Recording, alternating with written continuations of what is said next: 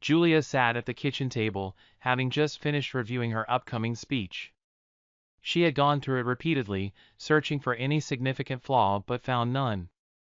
In her 3-page notes, she not only outlined all her arguments but also anticipated every counter-argument and had responses ready.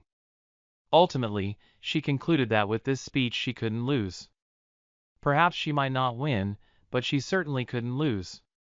Briefly, she pondered what she had to lose, which brought a smile to her face. However, she realized it was too much to risk. Satisfied with her wording, she shifted her focus to timing. If she presented it to Richard slowly, it might resonate with his logical mind, leading to his agreement. However, that would also give him time to formulate counter-arguments. Having known him for 18 years, she acknowledged that in a battle of logic, he would likely prevail. Thus, the slow approach was out. Her preferred strategy remained shock and awe, hit him hard, hit him fast, and secure his agreement before he could gather his thoughts. Was his agreement critical? Damn right.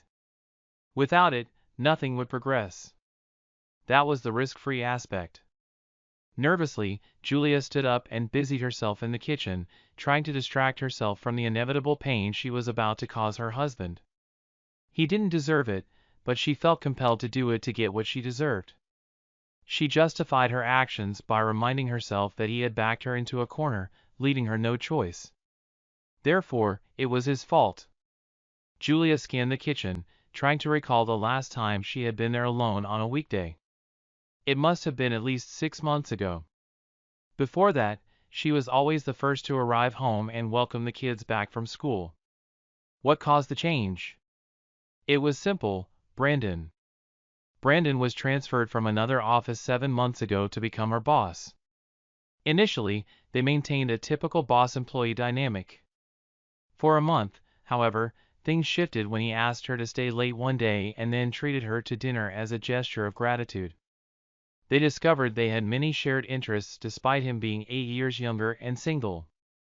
Their mutual appreciation for the arts, movies, and fashion deepened their connection. Gradually, the compliments on her work and appearance increased, leaving her flattered but also concerned about aging. Their after-hours interactions became regular, progressing from work discussions to casual conversations over coffee or at the office. Within a month, they abandoned all pretense of work and spent evenings together. Within another month, his expressions of loneliness and dislike for dining alone led her to skip family dinners to accompany him to restaurants more frequently. By the 3rd month, their outings extended to movies and shows as well. It also encompassed numerous weekends when she toured out of town or local attractions. To justify her absence at home, she claimed there was a potential promotion on the horizon and she aimed to distinguish herself by putting in extra hours.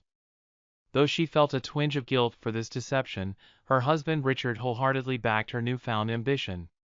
Despite knowing it wasn't right for a married woman to act this way, after 17 years of selflessly being a mother, she felt entitled to a few hours for herself each day. When she was with Brandon, she felt valued in a different way. While her husband constantly expressed appreciation, it had become routine over the years. Increasing her workload prompted Richard to step up and manage things at home. However, after finding the kids alone at home multiple times, he voiced concerns about their youngest, age 13, being unsupervised. Julia reacted defensively, snapping at him that if he wasn't comfortable, he could reduce his hours.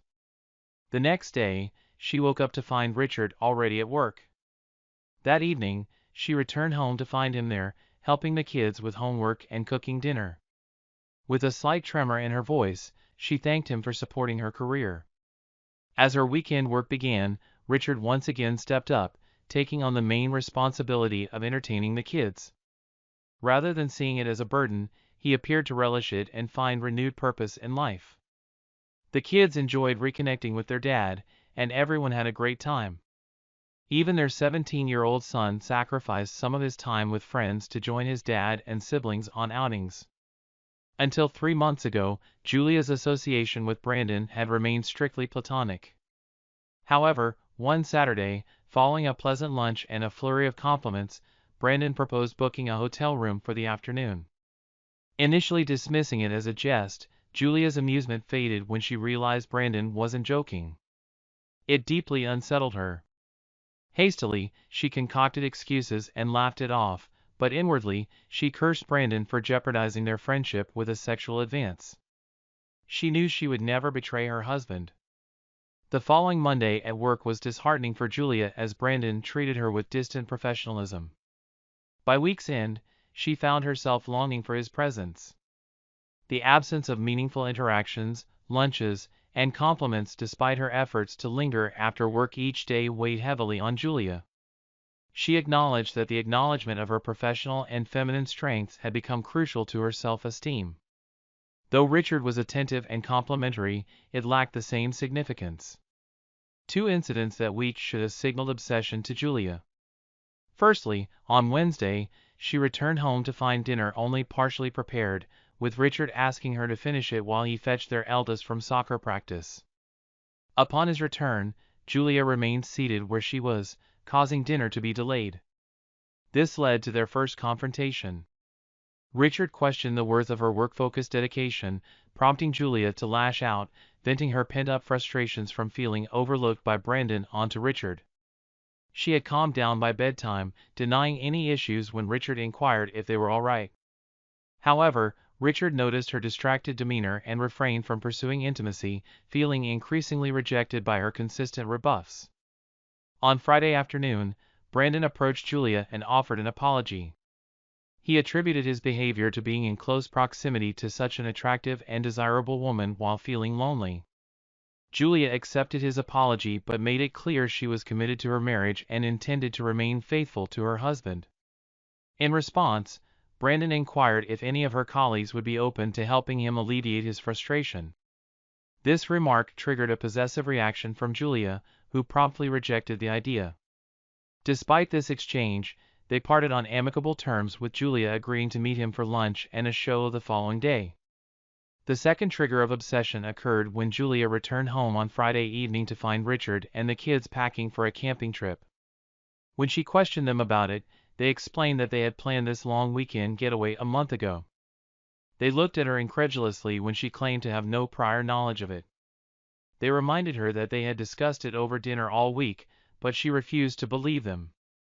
Julia insisted on rescheduling for the following weekend, but they refused, citing that this was the last opportunity before winter set in. Consequently, the family left for their trip without her, leaving Julia feeling upset at home alone. Her only consolation was that their absence provided her with 3 days to reconcile with Brandon. It hit Julia hard the next day after the show when Brandon announced he was unavailable for Sunday and Monday. Despite trying to reach her family, they were out of reach in an area with no cell service. Julia remained upset upon their return. She refrained from blaming them for not informing her of their whereabouts, fearing she might have ignored their communication. That night, she declined intimacy with Richard, citing the need to be fresh for work. Alarm bells rang in her mind when Richard suggested her ambitions were driving a wedge between her and her family. After giving him a piece of her mind, she refocused on planning her week with Brandon. She jolted awake before 3 a.m., realizing the harm that her actions and conversations were causing to her perfect marriage and family. The thought of Richard leaving and leaving her to raise the children alone sent a shiver down her spine. However, the idea of losing her loving and considerate husband was even more distressing. Determined to cool her extramarital friendship, she snuggled closer to Richard, finding comfort in his embrace. Though tempted to initiate intimacy as they used to, she refrained, mindful of his early wake-up time. Subconsciously sensing her need for closeness, Richard greeted her with a warm hug when she returned home later that night. Yet under Brandon's influence, Julia couldn't fully reciprocate the affection. This set the stage for the following month. Within a week, things returned to normal with Brandon, as did her marriage and family. However, it was a new kind of normal. While the four of them laughed, joked, and interacted, Julia felt detached, unaware of the concerned looks Richard shot her way countless times each night. Eventually, Richard reached his breaking point and pleaded with her to abandon the promotion. He expressed his love for her and confessed his fear about the impact of her increased workload on their family. Unfortunately, he couldn't have chosen a worse day to pour out his feelings. On that very day, Brandon had subtly but firmly stated his desire to maintain their friendship only if she agreed to take it to the next level. Julia was deeply preoccupied. The thought of losing the ego-boosting compliments from Brandon made her uneasy. As Richard begged and implored, Julia wrestled with her decision. It was obvious that if she had to choose between Brandon and her husband, Richard would prevail. However, she was desperate to avoid making that choice. She relied on both of them, one for stability and the other for validation of her ego. Even after her husband fell silent, Julia utilized her considerable intellect to devise a solution without risks. By 2 a.m., she had a plan. The very next night, she explained it to Brandon, emphasizing her steadfast commitment to her husband and her unwillingness to cheat. She outlined her scheme, enticing Richard into a three-way where Brandon would conveniently become the third participant. Since the men had never met, it would appear as if Brandon were chosen randomly. If successful, she would then figure out a way to spend time alone with Brandon later, with Richard's approval, thus avoiding infidelity. However, she cautioned Brandon that convincing Richard would take time and requested his patience. Brandon hesitated briefly, weighing the months he had already invested in pursuing Julia. Confident that once her self-imposed barrier was breached, she would be his whenever he desired, he agreed, warning her that he wouldn't wait indefinitely. Julia was grateful for his consent, even allowing him to kiss her properly for the first time. However, she drew the line when he attempted to touch her breast. Angered by her own arousal, she firmly pushed his hand away, reiterating her commitment to fidelity, and they proceeded to dinner. Julia didn't feel particularly anxious about discussing a certain topic with Richard. Their relationship had always been one of openness and truth, especially about their desires, and they had explored role-playing together numerous times over the years. However, feeling too exhausted to broach the subject that night, Julia chose to nap after Richard had fallen asleep. The next night, the timing still didn't seem right, so she again waited until Richard was asleep before she began to pleasure herself. Lost in her fantasies about Brandon, she couldn't suppress a soft moan, her arousal intensifying. Suddenly, her private moment was interrupted by Richard shifting towards her. "This seems a bit unfair, doesn't it?" Richard remarked. "Why? What's unfair about it?" Julia asked, puzzled. "You lying there pleasuring yourself after you've been rejecting me for the past few months," Richard pointed out. Julia was shocked. She hadn't realized it had been that long. "Has it really been that long, sweetheart?" she asked, disbelief in her voice. "Absolutely. Ever since you started chasing that promotion, you've either been too exhausted, too irritable, or simply brushed me off whenever I tried to initiate something," Richard explained. Feeling a twinge of guilt, Julia saw this as an opportunity to finally talk about the issue that had been on her mind. She took a moment to justify to herself how her infatuation with Brandon was affecting their marriage. Ready to open up, she looked for the right way to start this delicate conversation. However, so wrapped up in her thoughts, she didn't notice when Richard sighed and turned away again. She realized that suggesting a three-way after a 4-month dry spell might bruise Richard's ego, implying that he alone no longer satisfied her. No, the safer approach was to reconnect with Richard first. Rolling towards him, she pulled him close, but he started snoring once on his back. Julia felt too embarrassed to even continue masturbating. She needed to release her pent-up desires before fretting over Brandon. Before Brandon entered her life, there was nothing wrong with her marriage or Zach's life. After 2 days of inaction, Brandon seemed a bit miffed with Julia. The following day, she had to kiss him again to prevent him from criticizing her. This time, he behaved and refrained from making any advances. However, it left her feeling aroused enough to passionately kiss Richard when she returned home and even caress his groin while doing so. Richard's eyes lit up, and they didn't wait for the kids to go to bed. As soon as dinner ended, they retreated to the small outdoor shed where Richard had installed their jacuzzi, his solution to maintaining a healthy sex life as their children grew older. Once inside, Richard eagerly initiated intimacy.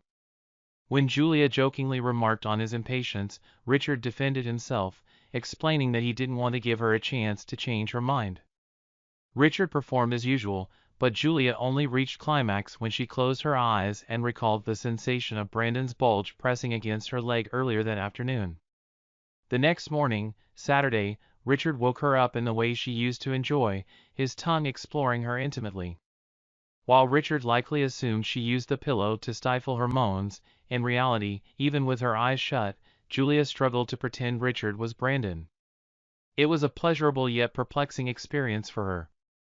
That evening, she felt confident enough to bring up the sensitive topic with her husband. After praising his recent performance, she cautiously broached the subject. Despite their many years together, she admitted that things had started to feel a bit routine, and she had developed a fascination with the idea of a three-way. With Richard's open-mindedness, he immediately proposed they role-play it. This response exceeded Julia's expectations, so they returned to the jacuzzi. After each encounter, they collapsed on the provided mattress, thoroughly exhausted. In fact, the revived intimacy with Richard nearly persuaded Julia to abandon her plan. About a week and a half into what she considered Richard's adjustment period, Brandon grew increasingly impatient, and the compliments began to dwindle. Julia found herself needing to kiss him almost daily just to maintain his interest. Eventually, even that wasn't sufficient, and she sensed Brandon withdrawing once again. 2 days after a lengthy session in their jacuzzi shed, Julia felt ready to broach a sensitive topic with Richard. She had been building up the courage to discuss their sexual adventures and what she envisioned for their future. However, before she could bring it up, Richard initiated the conversation. "Sweetheart, the past few weeks have been amazing. I found it incredibly arousing to have our guests join us in our intimacy. Have you thought about reciprocating by being intimate with her as well? How do you see this fitting into our role play?" Richard inquired, full of anticipation. Julia was shocked, realizing there had been a significant misunderstanding between them. "What? Do you think I want a three-way with another woman?" she responded, confused and surprised. Richard, sounding confused himself, asked, "Isn't that what this has been leading up to?" Julia understood then that they hadn't clearly communicated their desires, leading to this confusion. "No, Richard. My thoughts were on including another man," Julia clarified, realizing the moment was right for an honest conversation. "Oh," Richard reacted, prompting Julia to seize the opportunity and express her desires more explicitly. "Listen, honey. I've been really excited these past few weeks. Is there any chance we could make my fantasy a reality with another man, I mean?" Julia proposed, hopeful yet nervous. Richard pondered her suggestion carefully. "Well, Julia, honestly, I don't see that ending well for us. I thought we both liked the idea of including another woman. The thought of another man doesn't sit well with me," he admitted, his discomfort evident. "What if it's something I feel strongly about, Richard?" Julia pressed, seeking his openness to her perspective. Richard considered her words. "I need time to think about it. The only way I might consider it is if we could also include another woman at a different time," he suggested, trying to find a middle ground. "No, you wouldn't have to interact with her. That could be just for me," Julia offered, attempting to negotiate. "I said no, Julia. The idea of you with another woman upsets me. Let's drop this idea." "It's off the table," Richard asserted firmly. "Then that answers my question. We can't include another guy either," Julia realized, recognizing the impasse in their conversation. The finality in Richard's tone signaled the end of her hopes for this particular fantasy. The next day, when Julia spoke to Brandon about the conversation, he was clearly upset, accusing her of not trying hard enough and then giving her the cold shoulder for the remainder of the week. Frustrated and disappointed, Julia was left to deal with the fallout of their failed negotiation and the tension it created. On Monday, Brandon requested a private conversation with Julia after everyone else had left. He appeared genuinely saddened as he expressed his inability to continue being around such a beautiful woman who wasn't available to him sexually. Julia found herself forced to choose between him and her husband, and she chose her husband. Despite the pain it caused Brandon, he respected her decision. With a bitter goodbye kiss, he asked her to remember him fondly. He understood that their relationship had to revert to a professional one and began to walk away. "Wait!" Julia halted and turned back. "Give me another week, please." "What do you have in mind?" inquired Brandon. "I'm not sure, Brandon. Just grant me a week to come up with something." With another kiss, they parted ways. Observing Julia's return to her distracted state over the weekend, Richard contemplated her recent mood swings and her newfound fixation on three-ways. Now, he had another concern. Why was her lipstick smudged when she returned home late on Friday? It was time to do some investigation. Having had ample time over the weekend to mull things over, Julia eagerly approached Brandon after work on Monday. His eyes brightened as she explained her plan. However, midway through, he interjected. Brandon raised a cautious note as they discussed their plans. "You know, Julia, he might expect something in return for this." Julia, mindful of her boundaries, replied confidently, "There are certain concessions I'm willing to make, but I also have clear lines that I won't cross. We'll just have to see how things unfold." Brandon, wanting to ensure clarity and commitment, warned, "Just remember, dear, if he ultimately doesn't agree, then I'm pulling out of our plans altogether." "I understand, Brandon. If that's the outcome, I'm prepared to accept it," Julia acknowledged. Brandon expressed his understanding, offering himself as a practice subject if needed. With his implied approval, Julia spent the majority of Tuesday and Wednesday at work devising her strategy. She began with the fundamental premise that whatever action she took must pose no risk to her marriage and family. She likened it to a game of poker, where she had won a $1,000 pot and was unwilling to risk it. She desired to secure it in a time-delayed safe, ensuring its safety even from herself. This way, she could continue playing, knowing she might win another $1,000, but even if she lost, she still retained the original amount. On Wednesday evening, Brandon treated her to dinner for a complete rehearsal. Following the main course, he instructed her to give it her best shot. "Well, Brandon, I've decided to come at him strong and swiftly. Tomorrow night, I'll begin by expressing my deep love for him, emphasizing how much I cherish our children, mentioning their future milestones like graduations, weddings, and grandchildren's christenings. Then I'll bring up our retirement plans that we've discussed," Julia said. At this point, Brandon's mind began to wander. He noted how typically women delved straight into emotional rhetoric, a tactic that might sway another woman but often missed the mark with men, who tended to lean towards rationality over emotion. "Are you paying attention, Brandon?" Julia's voice broke through his thoughts. "Of course, Julia," Brandon replied, refocusing his attention. Following that, Julia continued, "I'll remind him that I offered him a chance to join in on harmless fun, which he declined. I'll inform him that he's left me with no choice but to seek affection elsewhere, starting with a rendezvous on Friday night. Before he can fully process this, I'll stress that it's purely physical, just a bit of emotional enjoyment. I apologize, Brandon. I might need to stretch the truth a bit there. If he truly loves me, he'll allow it. I estimate I have about a 70/30th chance of him agreeing right then and there. What do you think of the plan so far?" Brandon privately estimated the odds to be much lower than that, but kept it to himself. He figured his chances of seducing this older woman were less than 50%, but the thrill of the pursuit was worth it. He believed he could enjoy it once without any risk.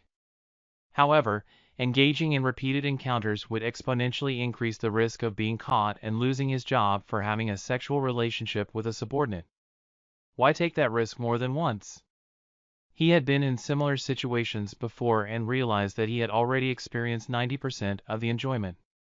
By increasing Julia's chances of success, he might get the remaining 10%. Brandon was aware that seeing Julia more could lead to trouble at work, especially since it wasn't allowed for a boss to have a romantic relationship with someone they supervise. He had been in similar spots before and knew he had already enjoyed most of what there was to enjoy. By helping Julia succeed, he thought he might enjoy a little bit more. Brandon mentioned that if he were in Julia's husband's place, he might have suggested they have an open relationship. But Julia was totally against the idea of sharing her husband with anyone else. She said that if her husband suggested such a thing, she would rather end their marriage than accept it. Brandon then suggested that Julia had a way to stop her husband from making any moves she didn't like. He was talking about her threatening to divorce him and the possibility of him not getting to see their kids much if they split up. But Julia didn't like the idea of using such threats, even just as a bluff. Brandon tried to convince Julia to stand up for herself, arguing that the mess they were in was her husband's fault for not agreeing to her suggestions in the first place. He held her hands, looked into her eyes, and told her she deserved to find her own happiness after years of putting her family first. Julia started to think maybe Brandon had a point. However, she made it clear that everything depended on her husband Richard being okay with their plan. If she thought Richard wasn't on board, she would back out. Brandon assured Julia it was a situation where they couldn't lose, although he doubted the reality of Julia's hopes. As they waited for dessert, Julia took the chance to jot down some thoughts for her plan. After they finished eating, Brandon walked her to her car, and they said goodnight with a kiss. This moment wrapped up their discussion on navigating their complicated situation, focusing on personal desires and the boundaries they were willing or unwilling to cross. On this occasion, when Brandon gently held her, she offered no resistance. Instead, she suddenly moved closer to him. She could sense his reaction through his clothing, which nearly overwhelmed her. Brandon momentarily considered taking things further, yet he decided that it was better to maintain the playful atmosphere between them. "Okay, love. I'll book us a room for Friday night. Can we go to your place?" "I've never even seen it," Brandon said, with a hint of curiosity and excitement in his voice. "No way," she replied with a laugh, the playful tone evident in her response. "The walls are way too thin, and you'll be screaming way too much. I can assure you of that." On trembling legs, Julia went home to her family. She was even more distracted than normal. At one point, she realized she was alone, and everyone had gone to bed. Consequently, she slept in the next day and only woke just in time to see the kids off. She reminded them she had arranged for Richard's parents to pick them up for a sleepover that night and check they had all they needed. She arranged the day off. She had to call Brandon at least 5 times to maintain her courage during the day. She knew her major Achilles heel was her inability to lie convincingly. The obvious question Richard would raise when given her ultimatum was, did she already have someone in mind? In front of a mirror, she practiced saying no. She intended going out and allowing herself to be seduced. Anything else would spur questions she wasn't at all comfortable with. She convinced herself that by remaining cool, calm, and collected, she could pull it off. So here she was, sitting at the kitchen table, waiting to ambush her husband, who was due any minute. It was Thursday night, 24 hours short of a much-anticipated event. The kids were overnighting at their grandparents'. Julia was totally ready. She just kept repeating to herself, "Stay firm. Can't lose. I deserve this." Richard walked into the house at 5:30 p.m., an hour and a half later than his new usual time of 4 p.m. He had likely timed his arrival, knowing that Julia had the day off. Upon entering, he noticed Julia sitting at the kitchen table, a 3/4 empty bottle of wine in front of her. Knowing that she rarely indulged in more than one glass, Richard immediately sensed the gravity of the situation. It was clear to him that this was not just a special occasion but also a moment when Julia might be more open and vulnerable. "Hi, Julia. What are we celebrating? Did you get that promotion?" Richard asked, trying to gauge the situation with a mix of curiosity and concern in his voice. "We aren't celebrating, darling. At least not yet. Please sit down." "We have to talk, Richard," Julia responded, her tone serious and inviting a deeper conversation. Julia was taken aback by her own nerves. Despite the Dutch courage she had imbibed, she found herself more anxious than anticipated. Silently, she repeated her mantra, "Stay firm, Julia. You can't lose. You deserve this." Richard beat her to the conversation. I'm guessing this has something to do with your recent distraction. Maybe it's related to the fact that you've been largely absent from family life for the past 6 months. Or perhaps it's about the 5-month dry spell we've had in the bedroom, except for those 2 blissful weeks. Richard, No. Let me guess, Julia. You still love me deeply. You envision a future together, attending our children's milestones and eventually enjoying retirement in luxury. But despite all that, because I didn't agree to your covert three-way plan, you now plan to cheat on me with your lover. Am I right? Is it happening tonight or tomorrow night? Richard paused, and alarm bells rang loudly in Julia's mind. He had just summarized the first page and a half of her notes with uncanny accuracy. In a crisis, Richard's clarity of thought surpassed hers, a fact he had demonstrated twice before when he saved their children's lives while she froze. She was thoroughly shaken. In a panic, she reverted to her rehearsed speech. But I deserve this, Richard. It would only be physical, Richard. Just a bit of fun to spice things up for us emotionally. In a state of panic, Julia proceeded with her speech, reciting a section that Brandon had suggested the night before. Although she hadn't memorized it as well as the rest, she warned Richard against sleeping with other women, threatening divorce and the loss of access to their children, along with financial consequences. Mid-sentence, Julia noticed a shift in Richard's expression, which was neither guilt nor resignation but rather intense and stormy. Confused by Richard's sudden change, Julia found herself confronted with questions about names. Richard's insistence on knowing the identity of the person involved indicated the seriousness of the situation.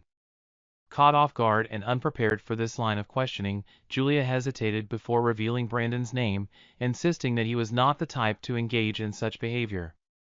Richard's interrogation intensified, accusing Julia of seeing Brandon behind his back and citing her recent behaviors as evidence of infidelity. Despite Julia's protests of innocence, Richard remained skeptical, questioning if Brandon had influenced her decisions and humiliated him personally. Julia found herself in a difficult position, feeling both deeply insulted and scared because the discussion with Richard had taken a turn she hadn't expected. She was struggling with how to prove her loyalty to him. She tried to explain that her late nights and weekends out were innocent, consisting only of conversations and dinners with Brandon. But Richard didn't believe her, pointing to a specific instance when Julia came home looking disheveled, suggesting that her appearance was indicative of a sexual encounter.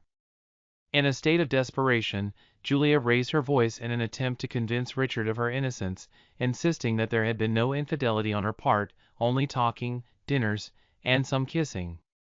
She pleaded with him to believe that she would never betray their marriage. Richard, overwhelmed by the situation, covered his face with his hands, a gesture of despair. Julia, who had never seen Richard cry, watched him closely, recognizing the signs of someone trying to hide their emotional pain. The realization that she could be the cause of such deep hurt in Richard was horrifying to her. The thought of losing everything over a misunderstanding filled her with panic and disbelief. In a desperate attempt to salvage the situation, Julia recalled the last part of her prepared defense, often thought of as her ultimate escape tactic. She was ready to abandon all her plans with Brandon and fully retreat from the actions that had led to this crisis, believing that such a concession could repair the damage. However, before she could present this solution, Richard preemptively concluded that Julia's actions had irrevocably damaged their marriage and family. Expressing a profound sense of betrayal and grief, he even accused her of threatening to separate him from their children. As Richard walked out the door, his words resonated with a tone of finality that alarmed Julia even more. She was momentarily paralyzed by the gravity of the situation. By the time she mustered the courage to follow him, Richard was almost at his car. She hadn't had the opportunity to offer her last-ditch solution. Close to his car, she tried to assert her innocence once again. Richard paused but didn't turn to face her. His response underscored his view of her actions as unforgivable. He equated her spending time away from the family, lying about her reasons, going to dinner with Brandon, and kissing him as forms of cheating. With a tone of resignation, Richard declared the end of their relationship, leaving Julia to confront the reality of her choices and their impact on her marriage. Julia dropped to her knees, too stunned and overwhelmed to hold herself up. She watched her husband drive away, too shocked to shed a tear. Can't lose, she reflectively recalled her preparations for their confrontation. The idea of discussing the end of their marriage had only crossed her mind when she made her hollow threat. She had never imagined Richard could consider ending it too. For a little over an hour, Julia allowed herself to wallow in self-pity. The realization that she might have irreparably damaged a wonderful relationship was too daunting to face, so she pushed it to the back of her mind. Yet another concern lingered heavily. Richard's parting words and his demeanor had triggered alarm bells in her head. For the first time, she worried about how her ultimatum had truly affected her husband, a man devoted to her and their family. She feared he might harm himself. Would he? She had made it clear what they both knew. In a divorce, he would likely lose custody of their children and a significant portion of his assets. They were aware of cases where ex-wives denied access to children, aided by biased court systems. Would he consider harming himself? Damn. Yes. Panic set in. Richard didn't answer his cell phone. Julia called her in-laws to check if Richard was with them, but he had left. They were perplexed. David only stayed briefly before departing after hugging their 3 children. Julia hurriedly drove to every bar she could think of, searching for his car. She was so preoccupied that she ran out of gas and had to call her dad for help. Recognizing her distress, he drove her home. There, she broke down and confided in her parents that Richard had left her. She witnessed the pain reflected in her mother's eyes. Her father's remarks made his opinion of his son-in-law clear. Eventually, her mother relented, agreeing it was best for Julia to return home and dropped her off at her car. Julia went home, and in the early hours of the morning, fell asleep on the couch. Nightmares jolted her awake at 7 a.m. Before she could shake off the grogginess, panic engulfed her. She frantically checked her phone for messages, finding none. She dialed Richard's cell, but it went straight to voicemail, as if turned off or out of battery. After all, his charger lay beside hers on the kitchen counter. She called his workplace, learning he hadn't shown up. Contacting the police, she explained why her husband had left, but they offered no assistance. By then, it was 8 a.m., so she reached out to every friend in Richard's address book, yet none had seen him. She spent the entire day driving to every conceivable place, returning home every couple of hours to check for Richard's car, which never appeared. His cell remained unreachable. Reality briefly intruded when she received a message from Brandon, Hyatt room 7076 p.m. The message sent shivers down her spine, but she suppressed her reaction. Richard's parents called next, still unaware of his whereabouts and inquiring about the children. Julia asked them to care for the kids temporarily. Back at home, Julia collapsed on the couch, overwhelmed with sorrow. She must have dozed off again. Waking abruptly at 3 a.m. consumed by despair, she attempted to conjure Richard's image but failed. Feeling an irrational certainty that he was dead, she feared losing her sanity but pushed the thought aside. With dread, she returned to her car, finding her cell on the passenger seat neglected. There was 1 message from her eldest and 6 from Brandon. She listened to her child's message, expressing longing for her mother, but ignored the others until around 10 a.m. She scoured potential local suicide sites, searching for Richard's car, bridges, ravines, secluded areas, but found nothing. Julia, feeling desperate, contacted Richard's parents again, but they still had no updates. She reached out to all of his friends once more. This time, when she called Richard's oldest friend, who happened to be a former boss of his, she sensed he was not entirely forthcoming. Suspecting something was amiss, she searched for his address and decided to drive by his house. Situated in an affluent neighborhood, she located the house but found no sign of Richard. As she drove away, her attention was caught by a distinctively marked Lexus parked 3 houses down. It belonged to Brandon. The car was stationed outside another lavish residence among several others. Suddenly, the notion of seeking solace from a man who, above all, was her friend, appealed to her. Parking her car, she approached the front door. She could hear subdued revelry emanating from inside, indicating a Saturday afternoon gathering. Next to the door was a panel integrated into the wall, featuring a security keypad, doorbell, and intercom button. She pressed the button. When Julia arrived at her company, she was greeted by the general manager, Mr. Goldsmith. She asked to see Brandon, noticing his car outside. Mr. Goldsmith, recognizing her, invited her inside, but Julia, conscious of her messy look, preferred to wait outside. Mr. Goldsmith agreed to fetch Brandon for her. Shortly after, Brandon came out to meet Julia. He quickly made sure they were alone before he embraced her, kissed her, and then held her close against the wall.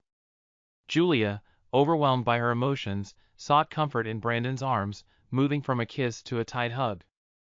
Brandon was eager to understand what had transpired the night before, prompting Julia to share her distressing encounter with Richard, who had accused her of infidelity and seemed to know about her plans with Brandon, leading to fears that Richard might have done something drastic due to his disappearance since that confrontation. Their intense moment was abruptly interrupted by an angry woman bursting out, accusing Brandon of betrayal and lamenting their move to escape similar issues, suggesting a history of problems. Julia, acting on impulse, stepped in to prevent any potential harm, positioning herself between Brandon and the irate woman. The enraged woman, seeing Julia as an easy target, swung around and delivered a powerful backhand that sent Julia crashing into the wall, accidentally pressing the intercom button and letting out a cry of pain. Stunned, Julia slumped to the ground while the angry woman continued her assault on Brandon. The situation escalated until the company's boss intervened, gently but firmly restraining Brandon's wife and admonishing her for resorting to violence. After briefly addressing the situation, the boss instructed Brandon and Julia to meet with him in his office on Monday at 9 o'clock. With that, he led Brandon's wife back inside.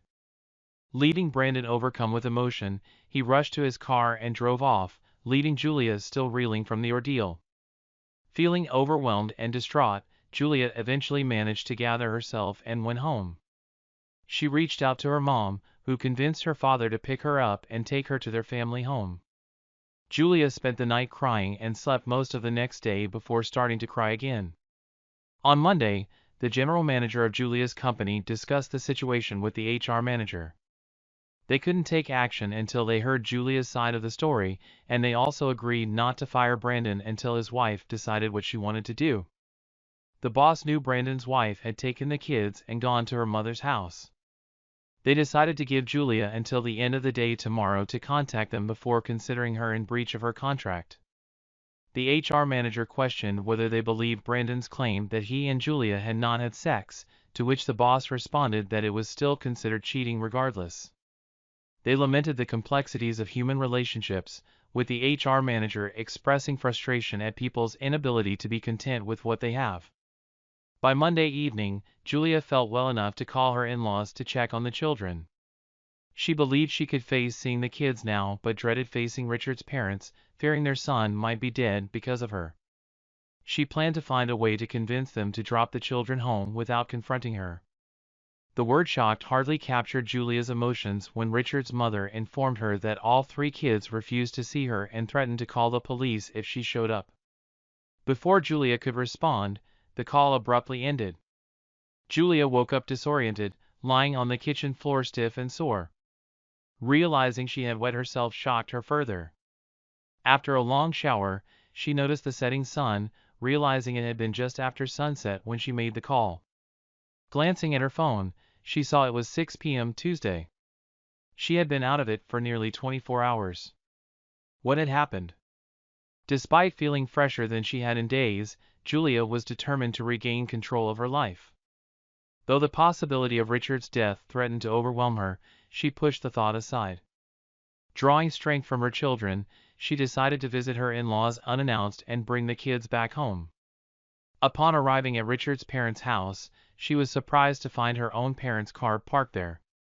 As she pulled up, they emerged from the door, swiftly guiding her back to her car. Julia resisted, demanding to see her children.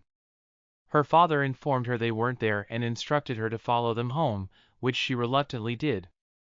Upon arriving home, Julia found her mother preparing tea in the kitchen and immediately inquired about her children's whereabouts. Her father reassured her that Richard had the kids and was alive, indicating that they had just spoken with him. Julia then asked about Richard's location, prompting her parents to exchange uncomfortable glances before admitting that he had taken the kids to meet some people. Julia's mother interrupted impatiently, expressing disappointment and shame in Julia's actions, siding with Richard's version of events over Julia's account. Julia felt ashamed and remained silent as her mother continued, mentioning Richard's encounter with an old friend named Emma Walsh, causing Julia great concern. Julia knew that Richard and Emma had separated when she went to a business college far from their hometown, and Emma's recent divorce confirmed Julia's fears. Her parents revealed that when Emma saw Richard state, she took him home where he had been staying since. Furthermore, Julia's parents informed her that Richard had taken the kids to meet Emma and her children to see if they got along. They assured Julia that nothing had happened between Richard and Emma before this, but they seemed to be getting along well now. Feeling outraged, Julia insisted that Richard had to give her a chance. However, her parents recounted Richard's perspective, stating that he felt devastated by Julia's lies about working late while cheating with another man. Julia's father emphasized that cheating wasn't just about physical intimacy but also included lying and engaging in intimate conversations with another man, pointing out instances that Richard had found suspicious, such as Julia's smeared lipstick and her notes detailing plans to manipulate him. Julia protested, claiming she didn't mean to threaten Richard, but her father expressed disbelief and disappointment in her actions, highlighting the emotional toll they had taken on Richard and the family. Julia returned to silence, her gaze falling to the table as she observed both her parents shaking their heads. In the icy disapproval emanating from them, she perceived what Richard must have felt: the web of lies, the deceit, the disrespect, and the emotional chasm that had grown between them over the past 6 months became starkly clear. She realized that her marriage was beyond repair. Her parents allowed her some time to process it all before her mother spoke up. "How are the kids and I going to survive without Richard?" Julia inquired, her voice tinged with worry. Her parents exchanged a somber glance, prompting her father to nod at her mother, who took a deep breath before delivering Richard's message. "Julia, Richard has been grappling with the idea for the past 5 days, wondering if the children would be better off with you or with him. However, due to the threats you've made against him, he feels he can't risk leaving them with you." Her mother glanced at her father again, seeking his support, which he provided by squeezing her hand gently. "We have to be honest with you, Julia. We share his concerns," her father added. "From our perspective, if we were to support you, there's a possibility we might lose access to our only grandchildren." Julia was taken aback, needing a moment to absorb the weight of their words. As frustration brewed within her, she couldn't help but voice her dismay. "So you're siding with him?" she accused, feeling a sense of betrayal. Her father's response was swift. "You initiated this, Julia." But Julia remained undeterred. "I'll fight all of you. The courts tend to favor the mother in custody battles. He can't prove I cheated because I didn't."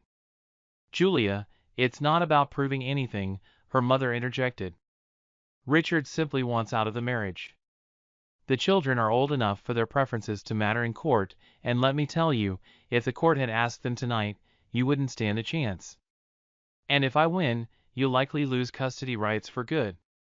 The gravity of her mother's words sank in, leaving Julia reeling with the harsh reality of her situation. With her last bridge burnt, Julia ran to her car and they both screamed off. Epilogue. 2 weeks later, an interim court order was issued. It favored Richard due to his stable employment, a strong bond with the children, a 6-month role as primary caregiver, and stable living situation. Additionally, the children's preferences were considered, enhancing his proposed visitation rights. On the opposing side stood Julia, financially insecure with no job or references, unable to afford the home's buyout. The judge's decision was made with confidence. As the mandatory 12-month separation period ended and the divorce was finalized, Julia regained much of her former self. Her parents forgave her, and she dedicated herself to being a devoted mother, especially during fortnight sessions. She even agreed to attend a wake with Richard and his new fiancée. Upon receiving the final divorce papers, though, she received a harsh email from Brandon, blaming her for his divorce and job loss. She attributed the failure of her marriage to her own greed. She realized she had been discontented with what she had and sought more. The only lingering issue affecting her otherwise resigned contentment were the recurring nightmares, gradually diminishing from nightly to once or twice a week. One particularly unsettling dream featured a choir singing, shocking. "I'll be firm. Can't lose. I deserve this." Yet nowadays, she found solace in being able to return to sleep relatively easily by reminding herself that achieving 1 out of 4 goals wasn't so bad after all. Oh my God! Oh my God!